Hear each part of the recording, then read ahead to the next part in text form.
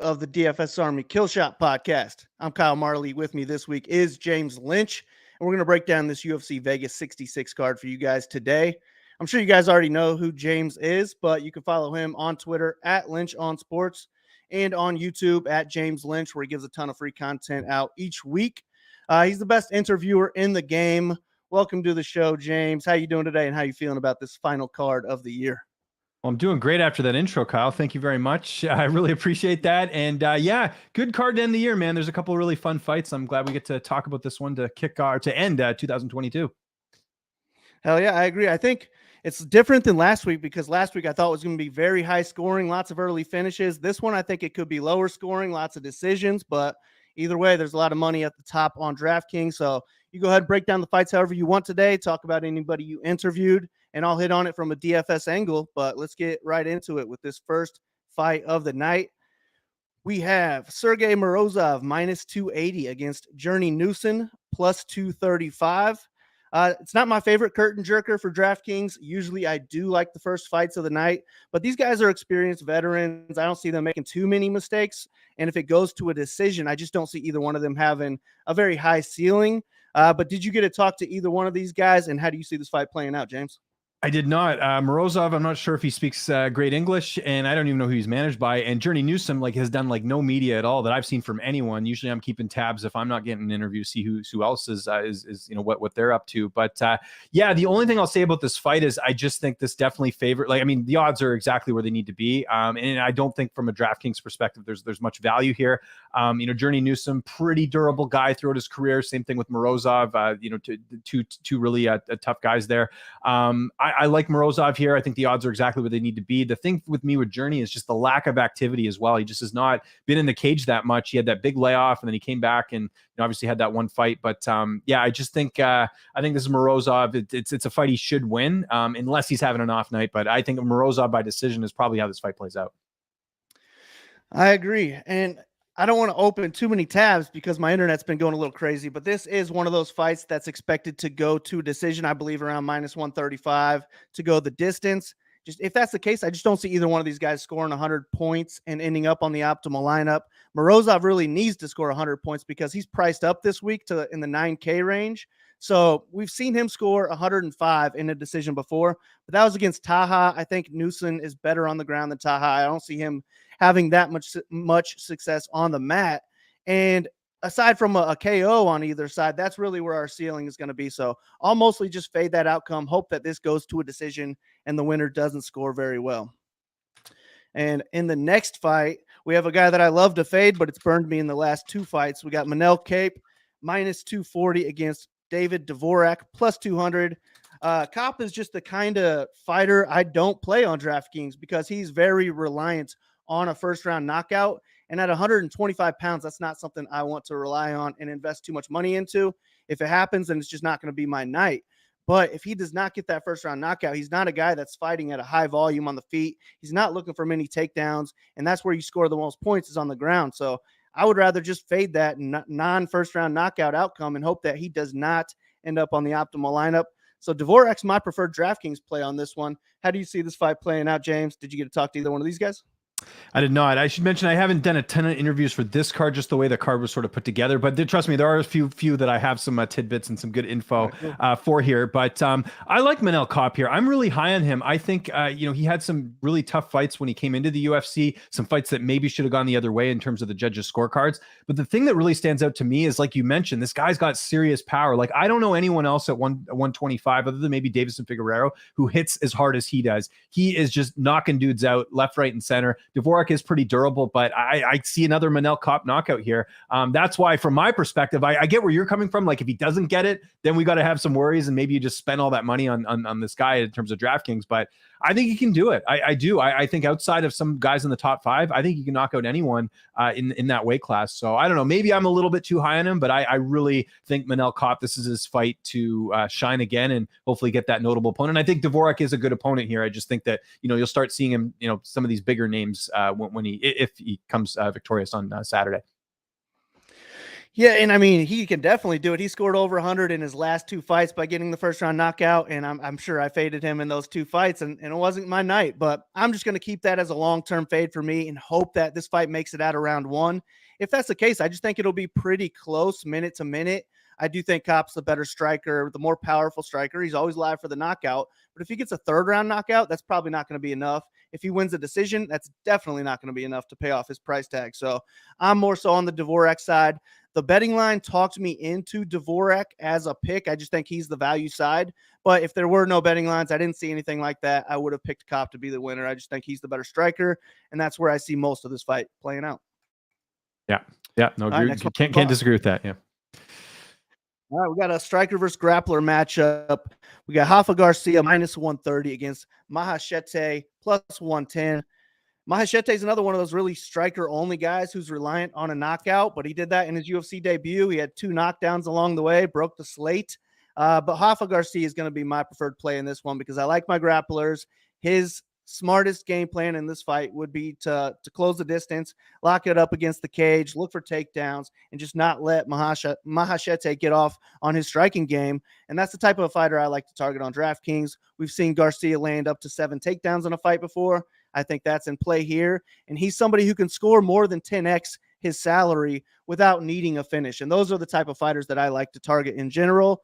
Maheshete is definitely live for the knockout. He's in play for a striking-based decision as well, but I don't think the decision is going to end up scoring it enough for on DraftKings. So on DraftKings, he's more knockout or bust in my eyes, but he's an underdog. So I'm more okay targeting underdogs like that rather than a Kop who's like 9,300 who has to really rely on a first-round knockout.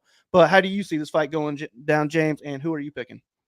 Well, I'm picking Garcia, and for one of the things that we got to mention with Maheshete is that he's when you see this with some of the Chinese prospects, they just haven't fought a lot of great competition over their career, so that's a big red flag right off the bat. He's had a couple good performances in the UFC, but I don't know. Garcia to me is a guy that is extremely tough. One thing we didn't mention is that Garcia's never been finished, so maybe Maheshete is the guy to do it, but I don't know. Like, to me, it's a bit of a risk there because he's fighting an extremely durable guy. I actually thought, despite losing his last fight against Drakkar Klose, he actually looked pretty good in that fight. Finished Jesse Ronson prior to that, but you look at it here, a lot of decisions. And I think even on his end, again, I am picking him to win here.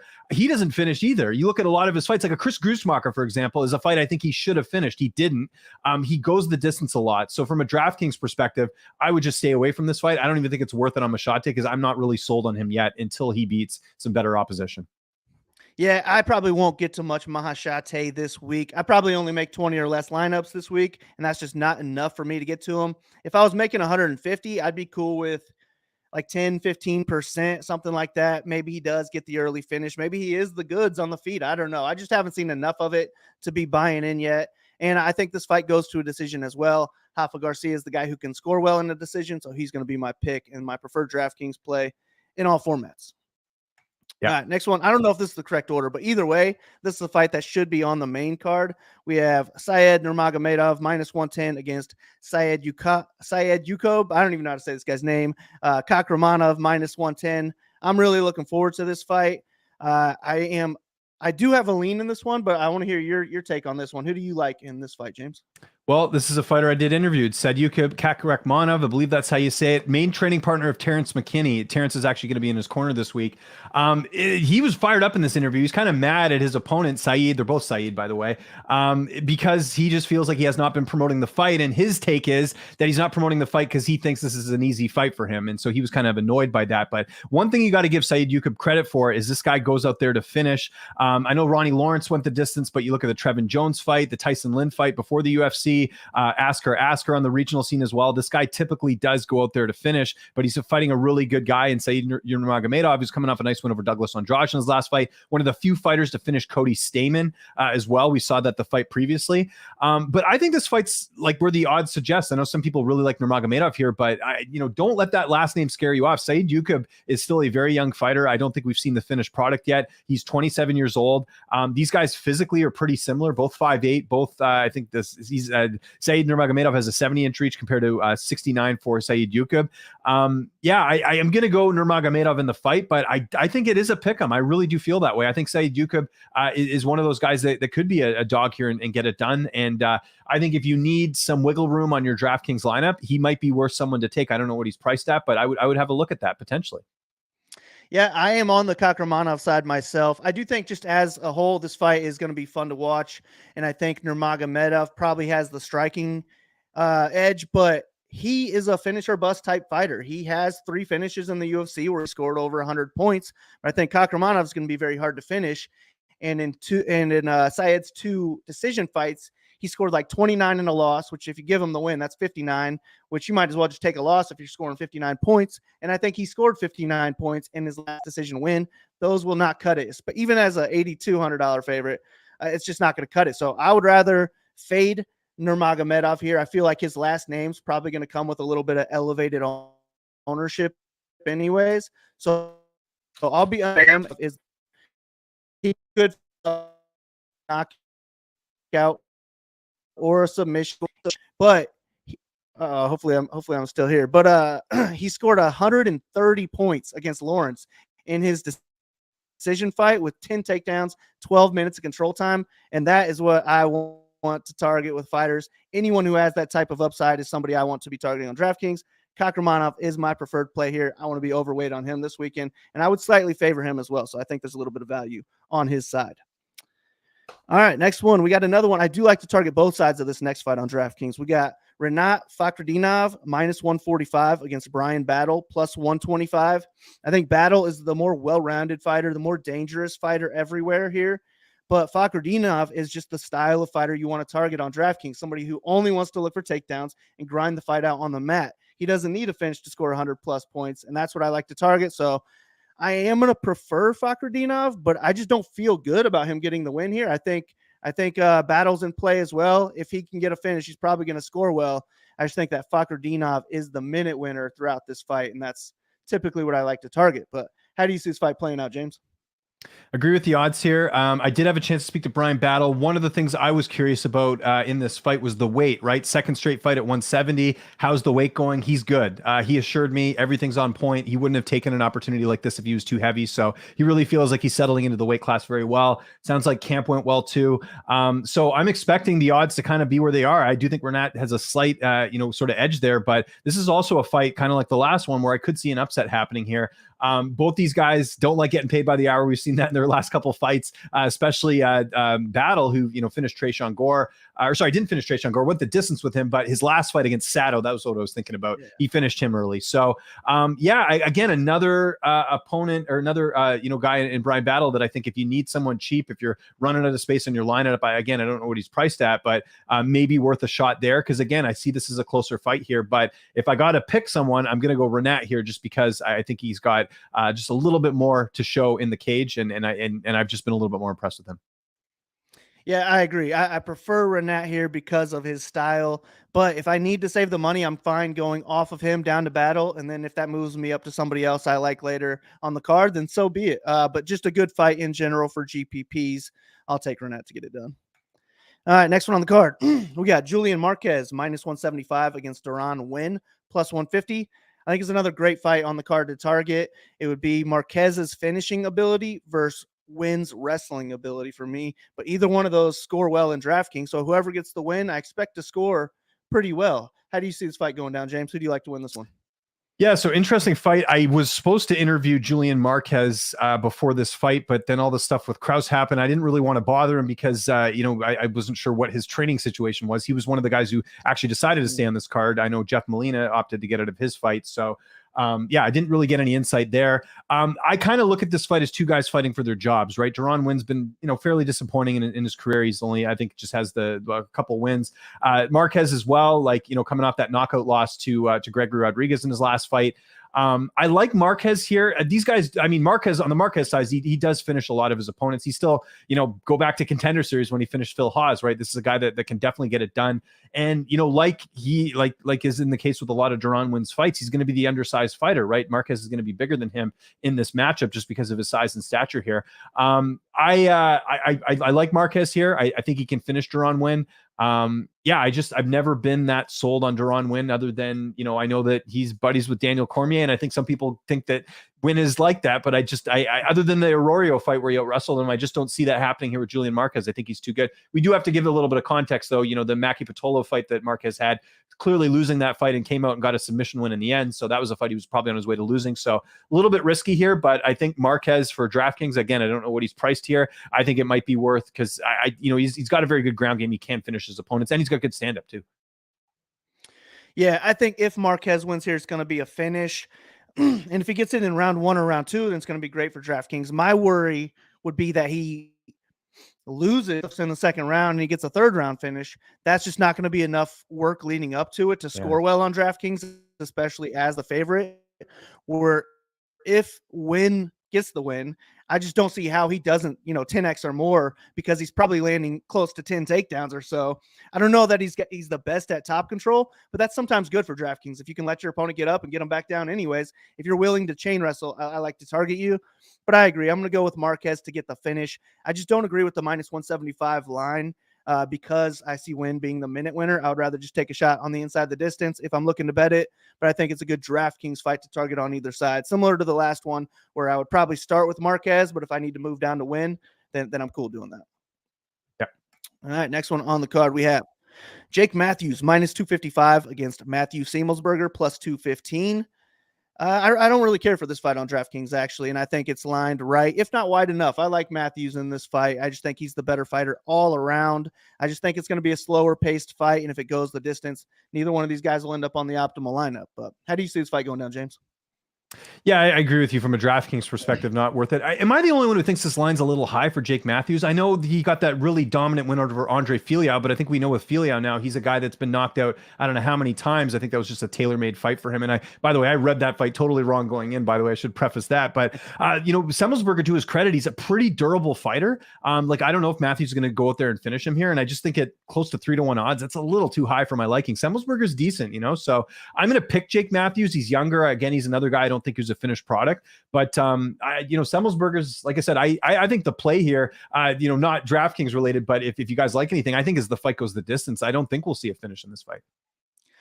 Yeah, I agree. And if it does go the distance, I just don't think we're going to have to worry about the winner being on the optimal lineup. I just think that Matthews, he's the lower volume striker of the two, but he's hard to hit. So I just feel like volume's probably going to be somewhat close. I just think he's the better all-around striker. And if he takes it to the mat, he can clearly win rounds. But agreed. I just don't care for this fight on DraftKings. If I use it, it would be more of like the last spot in my lineup because they fit perfectly. And I really don't have a preference on who that would be. I'd rather have Semelsberger on DraftKings just because he's cheaper. And if he gets a win, it's going to be easier to pay off. But yeah, I'd try to avoid this fight if I can. Look elsewhere. I think there's some fights we can narrow down that we're going to like a lot. And there's a couple that we already talked about. Next one on the card, we have Cheyenne Vlismas -190 against Corey McKenna +160. This has the highest fight goes to a decision line on the card at almost -300. That's usually not a good thing for DraftKings, and I think that it is leaning me more towards a McKenna or pass. But how do you see this fight going down, James? I completely agree. I don't know why Cheyenne. Actually, I know why. I'll explain that in a second here. But I think McKenna should be the favorite here. She's younger. She looked really good in her last fight. And granted, the fighter she fought was Miranda Granger, who we now know is retired and not in the UFC anymore. But she finished her. I think every fight we're seeing her get better and better. I love the fact that she's completely left the UK. She's at Team Alpha Male. She's been there for a while now, getting better and better. Over there. And I think that's a great camp for her, getting to work with some of the bodies over there in that gym. With Cheyenne Vlismas, she's obviously easy to market, if you know what I mean. There's obviously a lot of hype with her and her then husband getting in the UFC, but I kind of feel like this is a situation where I think she's being a little bit overrated here, and I think McKenna's being a bit underrated. McKenna had a lot of hype, and then she had a few struggles in some of her losses, but I think she absolutely can get it done here. So yeah, from a DraftKings perspective, probably not going to do a whole lot. I don't know how McKenna scores typically. Again, like you mentioned there, this fight most likely will go the distance. But as far as an actual pick, I like McKenna here. I think she's going to get it done by decision. I like that. And I agree. I just think the line is too wide, and that talked me into picking McKenna. But on DraftKings, Vlismas is like 9K. And if she finishes, then so be it. She'll score well. But I think McKenna's going to be hard to finish. I would give Vlismas the striking edge. But if you're winning a striking-based fight on DraftKings at 9K, you're probably not making the optimal lineup unless you're Max Holloway and you're landing 200 plus strikes or something like that, which Vlismas is not. But McKenna priced down at like 7.2 or 7.3K this week. She is the one who should be looking to grapple. It's hard to trust her to be smart and look to grapple after that Elise Reed fight, but she did look to grapple in her next fight. And I just think that she probably learned her lesson. When you got the edge on the ground, you need to use that edge. And that's where her edge is going to be in this fight. She is going to have a much easier time paying off her price tag. I prefer McKenna in all formats here, and I'll go ahead and take her to get the win as well. So I like that we're both on the underdog there. All right, next one on the card, we have Mikhail Oleksiejczuk minus 275 against Cody Brundage, plus 230. Man, Oleksiejczuk is priced up at 9.4K this week. And he, at that price tag, he's like a first round or bust type a fighter. But at the same time, that first round knockout's very in play here. He's got at least 4, I believe, in the UFC where he scored over 100. And if he does that here, then he's going to have a chance at the optimal lineup. But if this fight makes it out of the first round, I still like Oleksiejczuk to get the win. I just don't see him putting up points on DraftKings. I think the majority of his points would come with that first round win bonus if that happens. So I'm going to try and get away from this fight also. I think Brundage, if he's able to get the win, it's going to be either a knockout or submission in my eyes. That, of course, will score well, but I'm picking him to get to lose, so I just don't have much interest in him either. How do you see this fight playing out, James? I'm going the other way here. I like Cody Brundage. Now, I should mention I did interview him, and I always try and make sure I separate, who I interview from, picking fights. So it's not a case of this, but I'll explain why I like Brundage in 1 second here. But I think people forget that Brundage was in the corner of Justin Jacoby when he defeated Oleksiejczuk at light heavyweight. I think this is a classic case of people looking at Oleksiejczuk's win streak and not looking at who he's fighting. His last fight was against Sam Alvey. Like, of course you're going to look good and finish him in the first round. It's Sam Alvey, who's lost a number of fights and should have been cut from the UFC a while ago. You even look at some of his wins at light heavyweight. Shamil, not a great fighter. Modestas Bukauskas, I thought he lost that fight. I think this is a case of where people are, obviously looking at the numbers, looking at the win streak. And I know Brundage, you could maybe make the same argument. Dolce just lost last weekend, right? Not exactly great competition. He did finish Tresean Gore in his last fight, who we saw Gore get a win in his last outing as well. I just think with Brundage, like, he's so young and so raw that we haven't, again, seen the finished product of him. And I think there's an opportunity for him to go out there and really shine. He took this on short notice, but his camp is totally familiar with this opponent because, like I said, they were preparing. And in fact, I'm sure Brundage as well during camp was trying to be Oleksiejczuk for Jacoby. So there's all that insight going into the fight, whereas Oleksiejczuk really doesn't have that with Brundage. So I'm picking Brundage here. I think there's definitely some value here at plus 230. I think the line is crazy. And I think even on DraftKings, like you mentioned it there, he's a finisher. Why not get a guy who's probably a lot cheaper and put him in your lineup just in case he goes out there and gets it done? Because again, you look at traditionally throughout his career, he's finishing a lot of guys. Now, I know this kind of goes against what I was saying earlier with Maheshete about not fighting great competition. Brundage is kind of in that same boat, but I'm just watching Brundage fight. You see the improvements every fight. I think he goes out there and pulls off the upset. I like that, and I'm sold. Yeah, I wouldn't have noticed that, him being in the corner of Jacoby. I wouldn't have thought about that training camp, but that definitely helps me side more on the Brundage. And just 9.4K is not a price tag I like to pay on Oleksiejczuk, so I'm sold. Let's go with Brundage as the preferred play in that one. I'd rather go overweight on him and his finishing potential. If he scores 100 points, he's on the optimal lineup. Whereas if Oleksiejczuk scores 100 points, there's other big favorites on the card who could just outscore him. So let's go ahead and go Brundage on that. I like it. All right, next one on the card. We have a good one, I think, for watching, but I don't know what I'm going to do with this one on DraftKings. We got Drew Dober minus 150 against Bobby Green plus 130. I see this fight mainly playing out on the feet. I think either guy could land a takedown or two, have some success in top control, but it should be a striking match for the most part. And I would favor Dober in power, Green in volume. But I just think it's closer to a coin flip, and that's always going to lead me to the underdog. So I picked Green in this one, but if it goes to a decision, I don't know that either one of these guys is going to make the optimal lineup. It will be easier for Green to pay off his price tag in a decision, though, so he's my preferred DraftKings play as well. Who do you like in this one, James?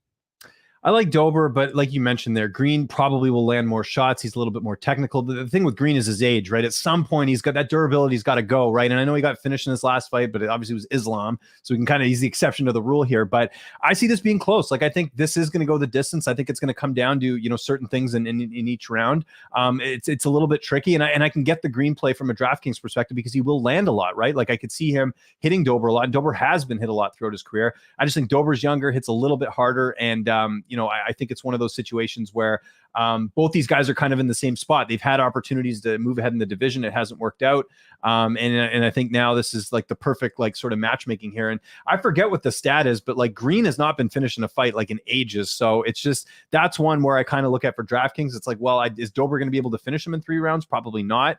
And then conversely with Bobby Green, I know he finished Ally Quinta and Dober has been finished before, but Dober's also like, just a killer. And we got to remember too, Bobby Green went 3 rounds with Fiziev. Like that's a badge of honor as far as I'm concerned with what Fiziev, the type of power that he has. So pick's going to be Dober. I think for DraftKings, I don't know. I'd have to kind of look at it, but it's tricky because I don't think we'll see a finish here. Yeah. If we see a finish, then the winner's got a chance at the optimal. Dober's got massive power. It wouldn't shock me at all, but since I'm picking it to go to a decision, since Vegas is picking it to go to a decision, it'll take me mostly off this fight, but I'd prefer Green. I'm not completely against using either one of these guys. Yeah. Next one on the card, we have Julian Erosa, -170 against Alex Caceres, +145. And for me, it's going to be favorite or pass. It's just a DraftKings. He's got, I believe, 27 fights on his fight log, and he's only scored over 102 of them. Erosa has 6 UFC wins, and he scored over 104 of them. He's the guy with the ceiling in this fight. I think he's probably got a wrestling/grappling edge, and I think he's got an even bigger edge on the feet. So I like Erosa in this one. He's going to be my pick, and I probably full fade Caceres. But how do you see this one going down, James? I feel the exact same way. To me, what it really comes down to is the inconsistency of Alex Caceres. I mean, some fights he looks really good. Some fights like he should win, he doesn't win. And the biggest thing as well, and it's always been the case with Erosa, he's just, he's a big guy. He's 6'1" as a featherweight, which is just crazy. Like I've seen him in person. I was at a regional show one time. He was cornering a teammate of his, and I couldn't believe how big he was. Like he's like he's taller than I am, and I'm definitely not even close to 145. So he's been on a roll. It seems like he's found his footing. And I think people forget how much experience he has. Like he's got 38 fights in his career, which is just nuts. And I know Caceres has a lot too. He's been in the UFC forever. I like Erosa here, but Caceres, not an easy guy to finish per se. I could see people taking Erosa here, but I'm assuming it comes with a pretty big price tag as well, even though the odds are close. Pick's going to be Erosa for sure. He's just more reliable. Let's put it that way. Yeah, more reliable, just higher volume. Going to be easier to score from Erosa, especially minute to minute. So he's my pick all around. All right, next one on the card, we have Amir Albazi against newcomer Alessandro Costa, +340. Sorry, Albazi -425 against Costa, +340. And I think Albazi looks like he should be a clear favorite. I think he's the real deal. I like this Albazi kid. I think he's just really good everywhere. I think he'll be the better striker here, the higher volume striker. I think he's the better wrestler, grappler. Costa does have a BJJ black belt, so I guess he's live for a submission here. And in his last fight, he just threw one huge overhand right and just flatlined this guy. So he's got power as well. But I was just really drawn off from his Contender Series fight. He just did nothing in that fight that made me think he has a chance against a guy like Albazi. So I'm going to be on Albazi or pass, but he is the most expensive guy on DraftKings at 9.6K. And usually that's priced out of the optimal lineup. It's just hard to afford that price tag. You kind of got a dumpster dive to be able to afford it. I think we've talked about some people that allow us to get there, though. If I can afford it, I'm cool with him in all formats. So give me Albazi to win, really by any method in this one. But how do you see it going down, James? Yeah, I'm with you here. Albazi's there's a couple guys in that division, Cott being one of them as well. That's like the future of this division. He's one of them. Costa. It's what it is. He's doing the UFC a favor here. Really tough debut for him. The odds sort of indicate that. I don't really see any way that Costa wins outside of maybe he can get like a punch and just like an Alex Hernandez over Neil Dariush type situation where he just gets in on him. But yeah, this is Albazi's fight all day, and I think he gets it done. Yeah, agree. Not much to talk about on that one. All right, now we got the co-main event. Arman Tsarukyan -130 against Damir Ismagulov +160. For me, it's going to be Arman or pass. I do think Damir is one of the best strikers in the division, one of the most technical strikers out there. He's got some wrestling ability, but I just don't see him wrestling in this fight. And if he's got a chance to win, I just think it would be a close fight on the feet where he edges it out on the scorecards like he has in every one of his UFC fights. But he's not much of a scorer in the 3 striking-based fights that he won in the UFC. He scored like less than 70 DraftKings points, and that's not even going to 10x his underdog price tag this week.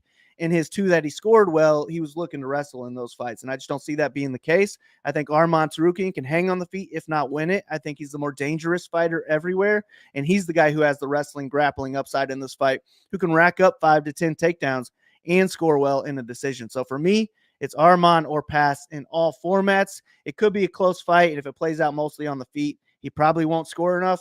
But I like Arman. I'd rather lean with the guy who I think can be a future champion, where I just don't see that on the Ismagulov side. But how do you see this one going down, James? And I thought Ismagulov lost his last fight, to be honest. And I thought Arman won his last fight against Mateus Gamrot. Like, I'm with you. There's a few guys in that lightweight division, Arman being one of them, that I think is going to make a lot of noise. And I think eventually will fight for a title. You see little glimpses here. And I think people forget that. Well, I don't think people forget, but Arman's what, 26 years old? Like, again, still a pretty young guy for that weight class. Like, he just turned 26 in October. So there's a lot of room for potential there. I know he did his whole camp out, and I didn't get to interview him, but I know he did his whole camp out, and I think it was Tiger Muay Thai. Like, you know how good that gym is. Weili Zhang was just there for her last fight. You've got, Fiziev and all these other guys training there, Piotr Jan.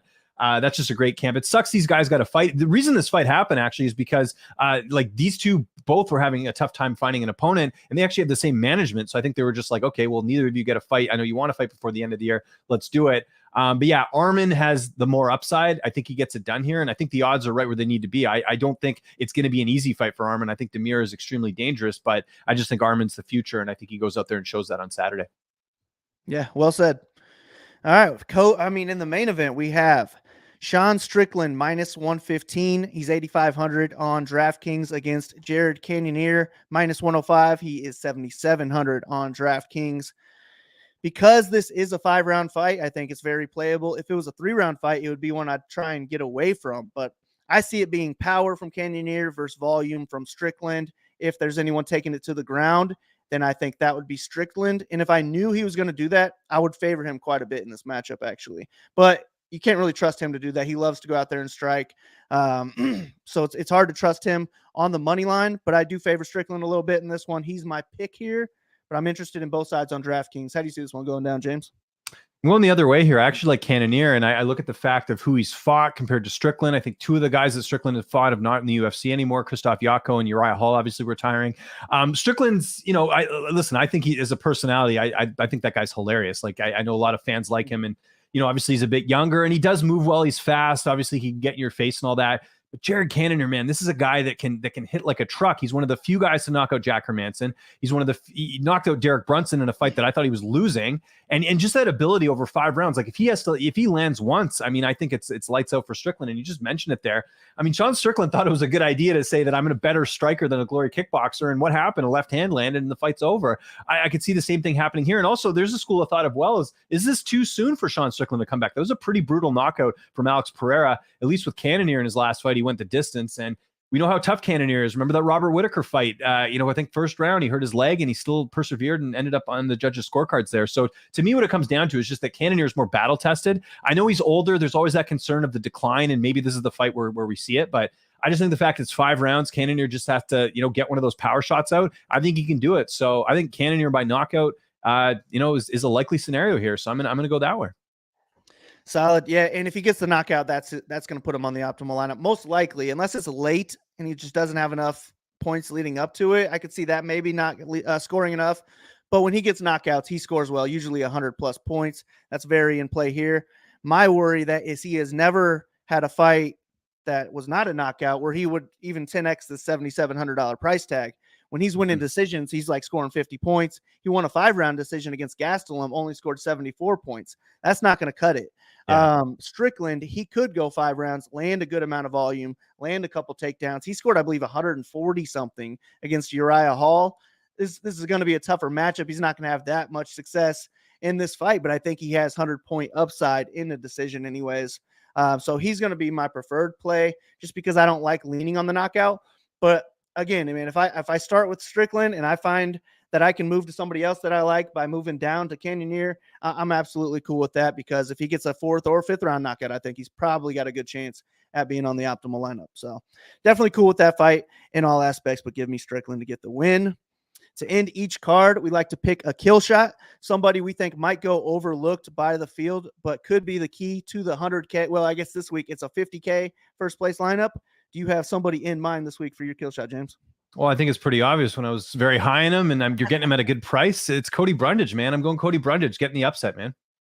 I kind of thought that's what you were going to say. I wanted you to go first so that I didn't steal it because you almost talked me into that. But I'll go ahead and I'm going to pick a favorite this week. I like to pick underdogs, but I'm going to go with Rafa Garcia because it's close to an even line. Great pick. I just think he's somebody who could go out there, land 10 takedowns in a decision win and score 120 points possibly. So I'll take Rafa Garcia as my kill shot. I don't think that the public will be too on him this week, but I would like to thank you, James, for coming on the show. I had a good time talking fights with you. If you would like to promote anything, man, the floor is yours. Well, Kyle, thank you for having me on. Always enjoy talking to you. We got to meet up again in Vegas one of these days. I'll never forget the one and only time I met you in Vegas. I gave you some awful information about how I thought Brian Camozzi was going to win. I'll never do that again. Yeah, man, it's great to talk fights with you. Your listeners, if you're not familiar with me, Twitter, Instagram, TikTok at Lynch on Sports, LYNCH. You can see it on the screen here. Same with my YouTube channel, youtube.com/Lynch on Sports.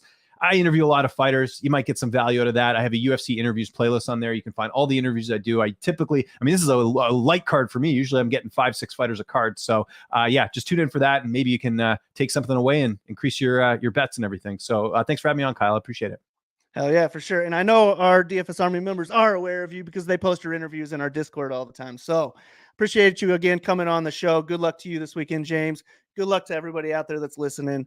Go win something. See you guys next time.